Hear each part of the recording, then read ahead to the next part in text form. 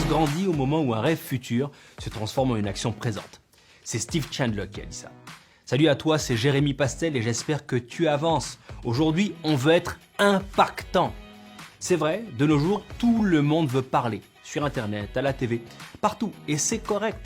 Je pense que plus les uns et les autres s'expriment, mieux c'est. On veut avoir une voix au travail, publiquement, et même à l'école, pour convaincre, pour faire sa place. L'inconvénient, c'est qu'il est capital de se poser la question sur l'objectif à atteindre pour chaque propos que tu tiens ou pour chaque action que tu poses. En bref, quelle est la motivation derrière tout cela? Et ça se planifie. Quel est le endgame en réalité? Est-ce que tu veux convaincre parce que tu as un réel propos à partager? Un vrai produit, un service à proposer?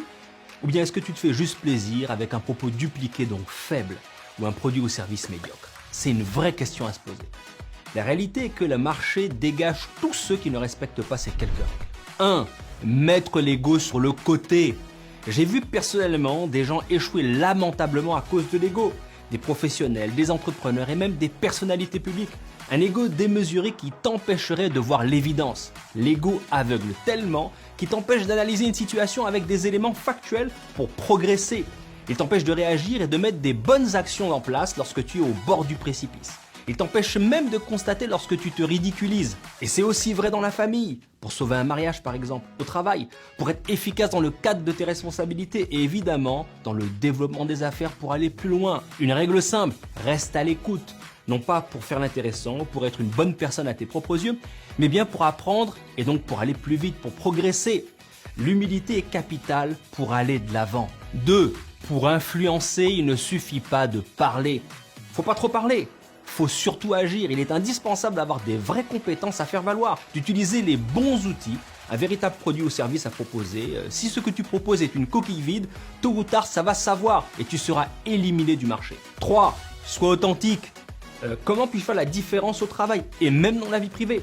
Faut pas faire semblant, car ça se voit au bout d'un moment. Alors, bien sûr, on a tous une histoire, on a tous été imprégnés d'influence et c'est normal.